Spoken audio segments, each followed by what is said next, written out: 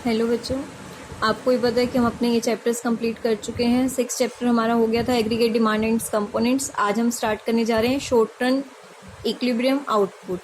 ठीक है, तो आज हम अपना चैप्टर स्टार्ट कर रहे हैं शॉर्ट रन इक्विलिब्रियम आउटपुट।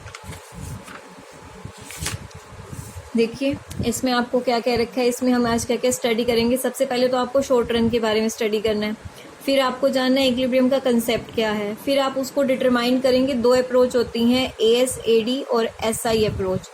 फिर हमें इक्विलिब्रियम को शिफ्ट करना है, उसका इम्पैक्ट जानना है और इन्वेस्टमेंट मल्टीप्लायर के बारे में जानना है। तो शॉर्ट रन का कंसेप्ट तो बहुत ही शॉर्ट ही है एक्चुअली में। तो आज हम अपने 2 कंसेप्ट कवर करेंगे, that is short run and concept of equilibrium.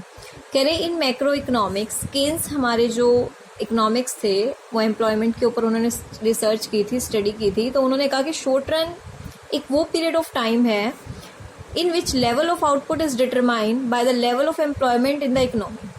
Means short run में अगर हम कह रहे हैं short run is defined as a period of time during which जो आउटपुट का लेवल है वो डिटरमाइन होगा किससे, भाई कितनी प्रोडक्शन हो रही है। हम देखेंगे कि हमारे इकोनॉमी में एम्प्लॉयमेंट का लेवल कितना है, क्योंकि जितना ज़्यादा एम्प्लॉयमेंट का लेवल होगा उतना ही ज़्यादा आउटपुट का होगा, जितना ज़्यादा आउटपुट होगा उतना एम्प्लॉयमेंट होगा। टेक्नोलॉजी को हम कांस्टेंट मान के चल रहे हैं कि फिलहाल टेक्नोलॉजी में कोई भी चेंज नहीं आ रहा, क्योंकि शॉर्ट रन में it is not easy to expand new technology in your business. Technology remaining constant in proportionate with output and employment. यहाँ पे हम किसको रिलेट करके चलेंगे, हमारे आउटपुट को और हमारे एम्प्लॉयमेंट। आउटपुट का मतलब हमारा उससे एग्रीगेट डिमांड में ही आ जाएगा, एम्प्लॉयमेंट हमारी इनकम को दर्शाएगी। तो ये 2 फैक्टर्स हम लेके चलेंगे, और इनकम हमारी एग्रीगेट सप्लाई भी हम बोल सकते हैं कि सप्लाई क्या जा रही है। इन्होंने हमें क्या बोला, इफ एम्प्लॉयमेंट इज डबल तो आउटपुट भी डबल होगा। तो in level of employment in economic measure, जो लेवल ऑफ आउटपुट है इकोनॉमी में, हम उसके बारे में स्टडी करेंगे। और केन्स हमारा इक्विलिब्रियम लेवल ऑफ आउटपुट किसके उसमें बताता है, equilibrium level of employment. Means आप इक्विलिब्रियम को जानोगे अगर आउटपुट और एम्प्लॉयमेंट आपस में मैच हो रहे। तो इन्होंने कहा equilibrium level of output implies equilibrium level of employment. इसका मतलब क्या है, ओइंग टू द अजम्पशन की टेक्नोलॉजी तो कांस्टेंट रहेगी शॉर्ट पीरियड में, और एम्प्लॉयमेंट ही एक ऐसा डिटर्मिनेंट है जिसके थ्रू हम अपने आउटपुट को स्टडी कर सकते हैं। अब इक्विलिब्रियम का कंसेप्ट क्या है, इक्विलिब्रियम आउटपुट या इक्विलिब्रियम GDP या equilibrium income refers to that level of output जहाँ पे producer intend to produce, producer उतना ही प्रोड्यूस कर रहे हैं जितना बायर्स चाहते हैं। That means aggregate supply is equal to aggregate demand. When the producer intend to produce during a given period of time, में जब वो उतना प्रोड्यूस करें जितना वो खरीदना चाहते हैं, वो स्टेट ऑफ इक्विलिब्रियम होती है मार्केट की, जहाँ पे एग्जैक्टली इक्वल होती है हमारी इनकम हमारे एक्सपेंडिचर के। द इकोनॉमी इज बैलेंस होती है हमारी, क्योंकि एग्जैक्टली इक्वल है। अब ये क्वेश्चन पेपर में 3 मार्क्स में आता है कि अगर इक्विलिब्रियम स्टेट नहीं होगी तो इम्बैलेंस आएगा। वो इम्बैलेंस में क्या क्या प्रॉब्लम आएंगी, तो 2 तरह की प्रॉब्लम्स हमारे सामने आ सकती हैं। First one is when aggregate demand is less and when aggregate demand is more. यहाँ पे एग्रीगेट डिमांड लेस है सप्लाई से। अब देखो डिमांड कम है, आप प्रोड्यूस ज़्यादा किए जा रहे हो, तो उस केस में क्या होगा, यहाँ पे हैपन्स होगी greater than plan demand, A part of output unsold. आप ज़्यादा प्रोड्यूस कर रहे हो तो कुछ ना कुछ हिस्सा क्या होगा, बिकेगा नहीं।